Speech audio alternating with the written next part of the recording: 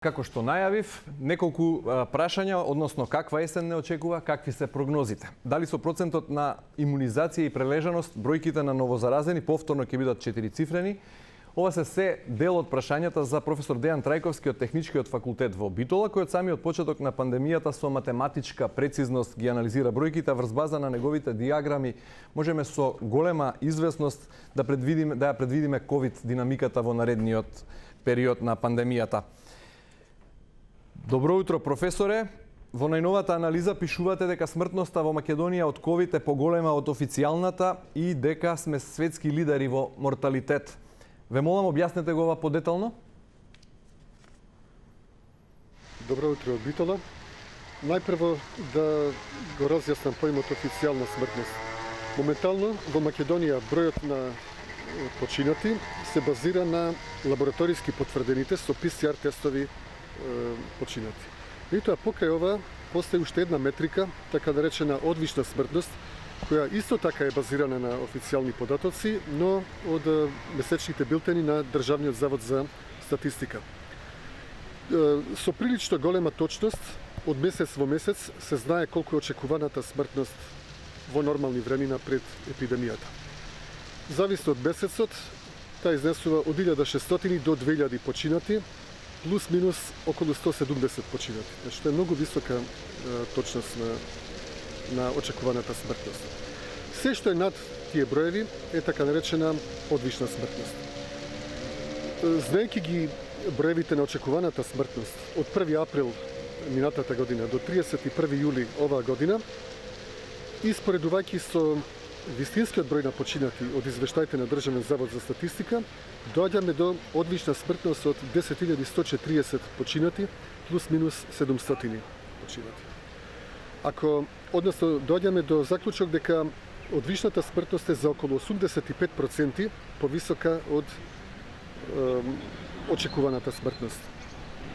Или со интервална доверба од 72 до 97% повисока.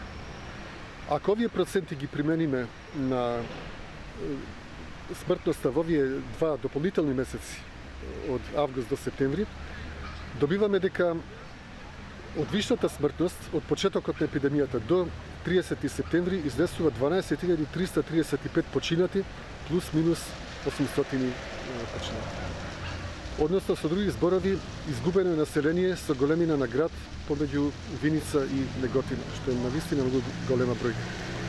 И сега, ако овие бројки ги ставиме во сооднос со бројот на жители,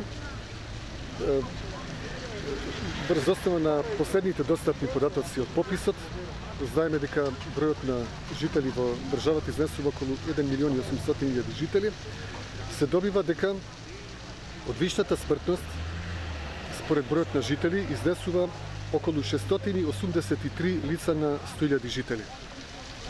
Плюс-минус околу 80 починати. Што е повеќе дури и од прво рангираната земја на светот Перу, која што има 593 починати на 100.000 жители. Значи, ние имаме голема резерва, дури со голема сигурност можеме да тврдиме дека сме прво рангирани на светот според одвичната смртност. Инаку, бројките на Перу се ажурирани, заклучно со 10 септември и моментално кај нив нема бран, значи може да се смета дека нивните бројки се конечни, додека кај нас бројките се уште искачуваат. И за сега нема изгледи да бидеме достигнати од наредните на листата Бугарија и Босна и Херцеговина. И сега, ова одвична смртност во најголем дел се должи на починатите од ковид, директните жртви. Меѓутоа, тука има и индиректни жртви, тоа се починати од други причини поради нелекување заради тековната епидемија на ковид. И да не ги заборавиме и жртвите од така наречен продолжен ковид. Значи, лица официјално оздравени, излекувани од ковид, меѓутоа кои што во подоцнежните месеци ќе умрат како последица од ковид. Но се насе, значи, ние имаме околу 85% повеќе од официјално лабораториски потврдените починати од ковид. Професоре, какви се прогнозите за периодот што следи? Кога е следниот бран и кога би настапил врвот? Моментално древните броеви се уште во благо намалување, меѓутоа последниве 7 дена ефективниот репродукцијски број достигна точно единица. Што значи ние сме во фаза на проста репродукција. Еден заразен заразува еден новозаразен. Во овој момент можни се сите три сценарија. Да продолжи намалувањето на бројките, да продолжи континуирано заразување со постојани бројки од околу 390, но можно е и разгорување на епидемијата, односно постепен раст на бројките. Ке имаме поточна представа за околу 10 дена, меѓутоа моменталниот тренд е моменталната тенденција е во насока на пораст на преносливоста на репродукциониот број. Што значи можно е порано или подоцна да настапи изголемување.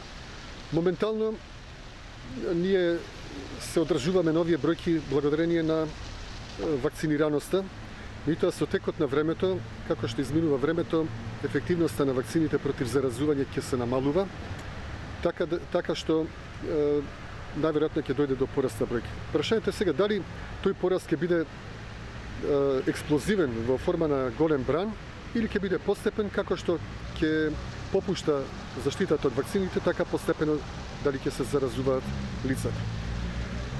Моментално ние немаме доволна стапка на заштита по двата основи, од прележување и од вакцинираност. Врз основа на последните достапни податоци од скринингот на антитела во Скопје во март месец, ако извршиме екстраполација во иднина врз основа на дополнителната прележаност во текот на августовскиот бран, добивам некои вредности од просечно 43% прележани плюс минус 7%. Значи најверојатно ние немаме повеќе од 50%. Со многу голема сигурност немаме повеќе од 50% прележани. Вакцинираноста, стапката на вакцинираност, односно опфатот со вакцинација, официјално изнесува околу 37%. Но дури да го земиме помалиот број на население, наместо 2,08 милиони, ако сметаме со 1,8 милиони, дури ни стапката на вакцинираност не е поголема од 44%. Ако тоа сето се искомбинира и ако се одземе преклопувањето на бројот на вакцинирани и прележани, ние моментално имаме некаде околу 68 до максимално 72% нечувствителни, односно подложни на заразување. Тоа би било доволно за изворниот вухански сој, меѓутоа за делта сојот тоа не е ни оддалеку доволно. Делта сојот бара прележаност и вакцинираност од најмалку 85%, што значи се уште има простор за прележување. Настрана што ни самото прележување, ни самата вакцинираност не е гаранција против заразување. Значи, како што рековме, ефективноста против заразување опаѓа, минатата недела изнесуваше околу 23% и ќе продолжи да опаѓа, така што најверојатно ќе има ново заразување. Прашањето е сега каков ќе биде исходот на тие заразувања. Повторно над ново заразени над 1000 и смртни случаи по неколку десетици дневно? 1000 случаи на ден не се така многу далеко од сегашните 390. Значи, ако стартува забрзувањето, тоа ќе биде достигнато во неколку недели. Што се однесе до починатите, ние и сега имаме помеѓу 10 и 20. Значи, сосема се возможни броеви од над 20 или 30 починати. Сега, за разлика од августовскиот бран, кога тежиштето на смртноста беше во Полошкиот регион, кој што е подпросечно вакциниран, во престојниот бран повеќе ќе биде заразувањето во остатокот од државата, каде што сепак имаме поголема вакцинираност, меѓутоа се уште недоволно голема. Значи со 40 до 42% вакцинираност, која што е понатаму и во опаѓање, ние не можеме да очекуваме и преголем пад на смртност. Инаку досега може да се смета дека во предстојниот бран ќе биде поштеден регионот на Западна и Северозападна Македонија, особено Полошкиот регион. Во Гостивар практично може да се смета дека веќе и завршен овој бран на епидемијата. Моментално во тек е заразувањето на Скопје, Вардарскиот регион, Велес, Кавадарци, Североисточна Македонија, Куманово, Крива Паланка, дел од Источна Македонија, Кочани и Штип, Меѓутоа има голем дел од државата каде што бранот на делта сојот не е ни започнат. Например, кај нас во Битола. Кај нас во Битола, во Битолско-Преспанскиот регион, заедно со Ресен, потоа голем дел од Источна Македонија и Југоисточна Македонија, таму практично уште не е ни започнат бранот на делта сојот, така да уште има простор за ширење. Иако дел од ова прашање го допревте во претходниот одговор, што вели статистиката во однос на имунизацијата? Имаме ли доволно вакцинирани за скорешен колективен имунитет? Колективниот имунитет при сегашните стапки на вакцинираност во Македонија дефинитивно не може да се постигне. Не може да се постигне дури ни со 100% опфат на вакцинација. Тоа го кажа и научниците од Велика Британија и од Германија. Причината е што со постоечките вакцини и нивната ефективност против заразување не може да се сопре ширење на вирусот. И тоа она што може да се постигне, уште еднаш треба да се подлече, е што стапката односно ефективноста на вакцините против смртен исход е многу висока, моментално во Македонија околу 89% и не покажува тенденција на намалување, што е многу важно. Значи, иако ќе имаме пораст на бројот на случаи, нема да биде придружен со пропорционално толкав пораст на бројот на починати. И тоа е многу добра вест за сите прележани и за сите вакцинирани. А такви рекавме имаме близу 70%. Меѓутоа, најверојатно нема да имаме колективен имунитет, се додека практично целото население не го запознае вирусот. Според имунолошката теорија, потребни се најмалку 2 заразувања, примарна и секундарна инфекција, затоа што дури после секундарната инфекција, бројот на антитела расте 100кратно повеќе и многу побавно опаѓа, односно имунитетот е многу подолготраен.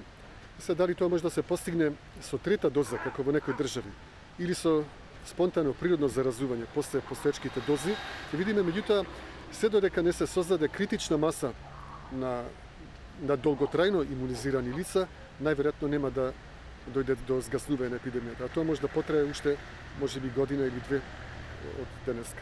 Но со се помали и помали бројки. Во светски рамки забележуваме дека бројките на починати повеќе не растат. После августовскиот бран се дури во намалување, додуше и таму се забележува застој во намалувањето, меѓутоа дефинитивно повеќе нема експлозивен раст како во првата фаза на епидемијата. Постепено, значи, тоа ќе оди кон смирување, но многу постепено.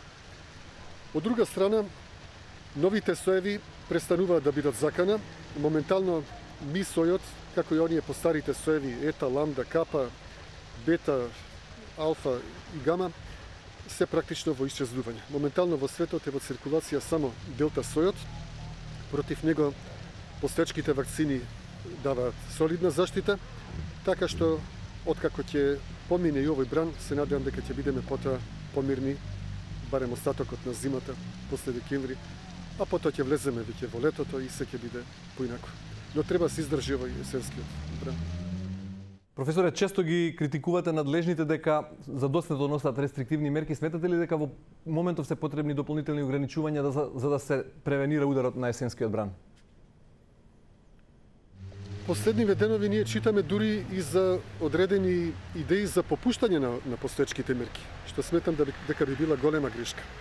Секое попуштање на мерките предизвикува пораст на преносливост. Обратно, засилувањето на мерките ја намалува преносливоста, ја развлекува епидемиолошката крива на подолг временски период, меѓутоа затоа се намалува притисокот на болниците, односно би можеле полесно да го издржиме предстојниот бран. Сметам дека не би требало да се попуштат мерките. А населението, од своја страна, до последниот ден, до доаѓањето на есенскиот бран, може да продолжи да се вакцинира и на тој начин колку толку да си ги подобри шансите против заразување. Затоа што последните вакцинирани имаат највисока ефективност против заразување, и до 80%. Професоре, ви благодарам на овие исцрпни одговори. Тоа беше Дејан Трајковски, професор од Техничкиот факултет во Битола, со негови анализи за предстојниот бран на ковид пандемијата.